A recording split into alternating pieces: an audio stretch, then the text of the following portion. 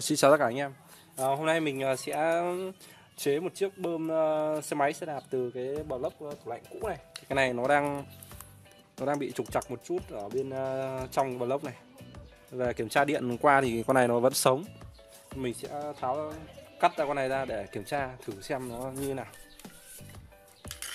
Còn bình thường con này sống thì mình có thể là dùng được luôn, nhưng mà con này nó đang trục trặc một chút.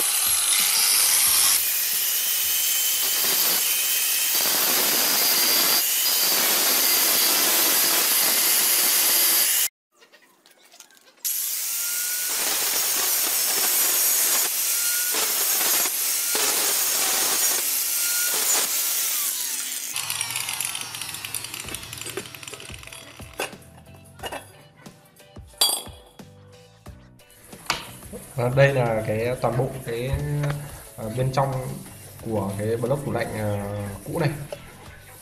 Thì cái này thì mình kiểm tra qua thì dây đồng của nó thì vẫn các cuộn dây làm việc của nó thì vẫn ok, không vấn đề gì cả, máy nó vẫn chạy, chẳng qua nó đang bị khô dầu một chút thôi. Đó, đây là cái đầu ra đầu vào, tức cái đầu hút và cái đầu đẩy hơi ra. Và cái này thì cái block này cái vỏ thép của nó cũng khá là dài, cắt mất gần một viên đá nó mới đứt được. Đó, bên trong đây là toàn bộ thì nó quay là toàn bộ cái phụ kiện linh kiện bên trong của cái lốc tủ lạnh cũ.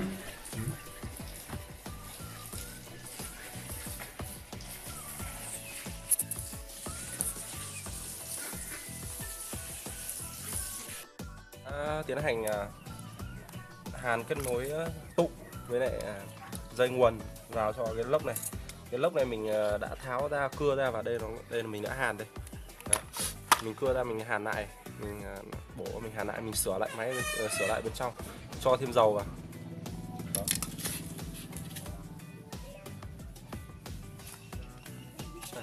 Đây là can dầu mình đã mua, mình thay. Đó. Mình thay hết cái can dầu này vào, cái block của mình nó hết. Đó. Giờ mình sẽ tiến hành hàn nối tụ vào các đầu chân rắc cắm của cái block này. Thì cái này nó là cái tụ cũ hỏng, nên là cái block hỏng nên là nó mất hết con tụ khởi động, hoặc là thấy anh khởi động bên ngoài mình không biết là gì cả. Mình đây khởi động bằng tụ thì mình sẽ hàn lại. Đó, và hàn đúng thứ tự chân này. Đó, thì nó mới chạy.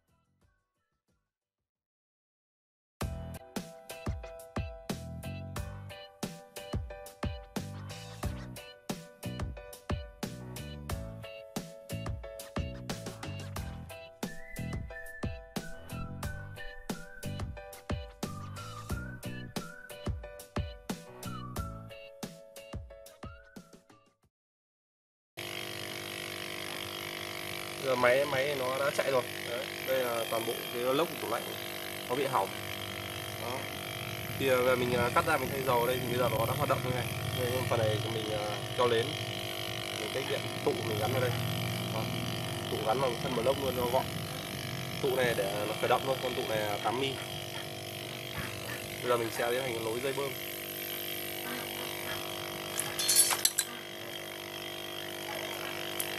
Dây bơm thì mình lấy ở cái bơm hỏng này. Đó. Đây là cái bơm hỏng, mình lấy dây ở đây. Đó.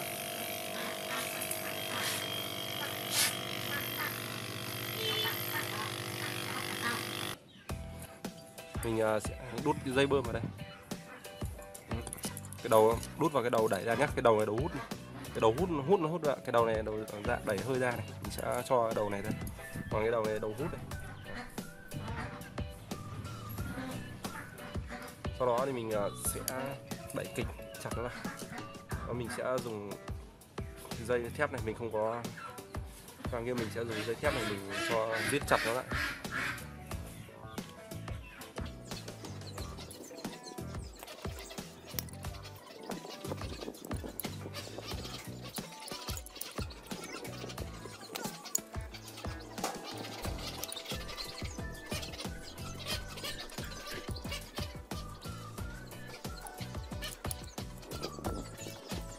Giờ mình sẽ tiến hành bịt miếng xốp có lỗ nhỏ này để lọc bụi, nó tránh vào cái đầu hút của cái block, cho bụi nó đỡ vào cái đầu hút của block. Đó. Mình sẽ dùng cái miếng xốp có những cái lỗ nhỏ nhỏ này để nó ngăn cản bụi. Đó. Để cho nó đỡ, nó lọc bớt những bụi bẩn block nó hút vào. Đó, mình sẽ siết chặt nó lại.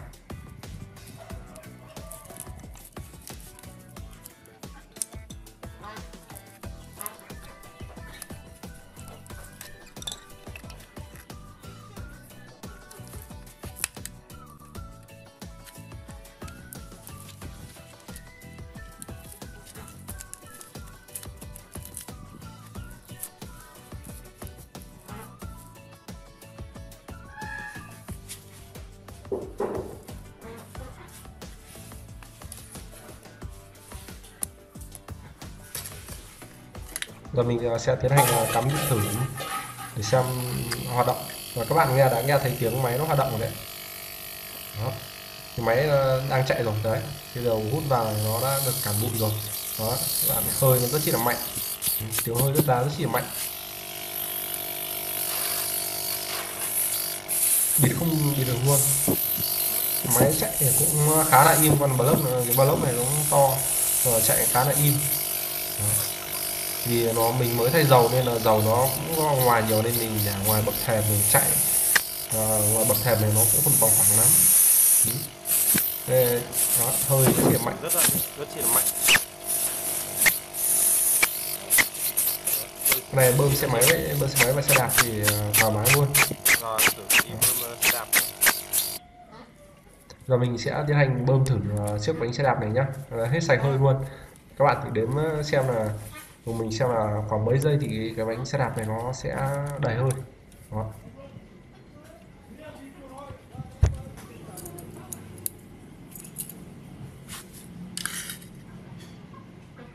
Mình cắm máy.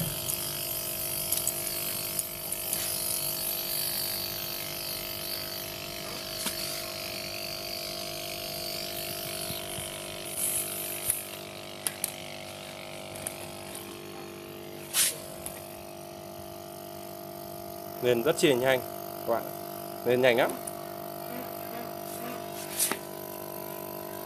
Này đấy, bơm xong căng cái là mình rút ra luôn đấy. Đấy. Đấy, nhanh lắm, chắc là không đến mấy giây đâu, không đến mấy giây là đầy đâu. Đó, rất chi nhanh. Bây giờ mình sẽ đi thử bơm xe máy các bạn nhé. Mình rút ra đã.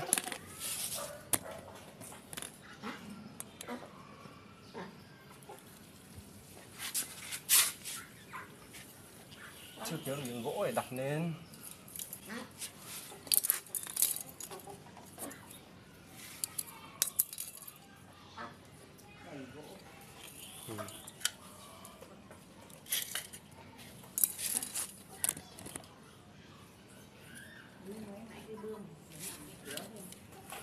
Đây nha các bạn nhé, đây nhá, xe mình đã hết hơi nhá, bóp đẹp rúm luôn nhá. Đấy, bóp đẹp rúm luôn này. Đấy. Đó, bấm bóp đẹp rúm luôn. Giờ mình sẽ bơm thử luôn. Đấy, mình cắm máy trước này. Đấy, máy bắt đầu chạy rồi. Bắt đầu mình sẽ bơm. Rồi cho đây. Các bạn đếm cho bao giây là đầy nhá. Ui, không giữ nổi đâu. Nhanh quá.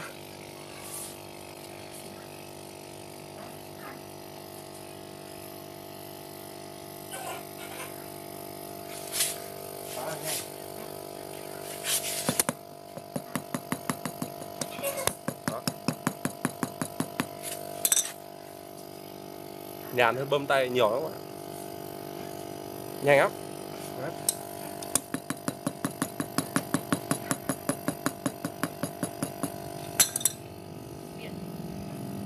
Căng lắm. Sẽ cho thêm một tí nữa.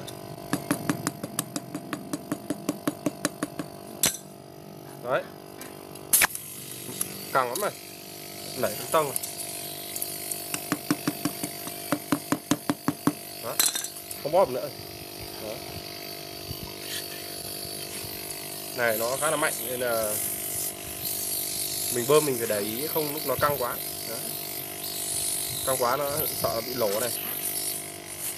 Rất xịn mạnh, nó cũng xịn mạnh hơi rất xịn mạnh các bạn. Đó, các bạn nghe tiếng biết thì rất xịn mạnh. Vlog này của mình nó bị khô dầu thôi, nó khô dầu nên mình nó không hút được vào nên phải cắt ra để cho dầu vào. Sau khi cho dầu xong thì nó đã hoạt động bình thường rồi. Đó. Căng lắm này. Đó.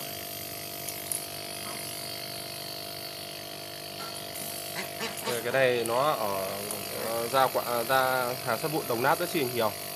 Đó, các bạn có thể kiếm ra quán Đồng Nát kiếm về mình chế.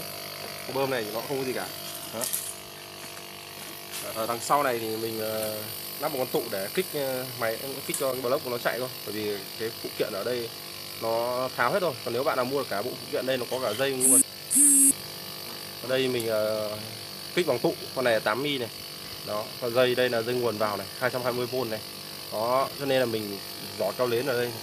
Đó, giỏ keo nến đây rất chi là cẩn thận, chắc. Đó, để đảm bảo nó không bị hở điện ra ngoài này. Đó. Cho nó an toàn. Và thường thì mình sẽ mình đặt xuống đây vị trí mình cần bơm trước. Sau đó mình cắm điện. Trong quá trình cắm điện thì cũng không nên động vào vỏ này, để đảm bảo an toàn thì cũng không nên. Đó. Đấy là cái này với cái lốc này của mình là mình cắt mình chế như này rồi. Đầu nguồn trực tiếp vào đây các bạn nhìn thấy đây. Đó. Đó, cái đầu nguồn mình vào trực tiếp đây. Còn nếu mà nó nguyên cái bộ ở đây. Đó, nó có dây nguồn sẵn ở đây này, các bạn về cắm thì vô tư không được gì cả. Đây của mình chế này nên mình làm nó đảm bảo an toàn, nó không bị rò rỉ điện ra ngoài. Đó.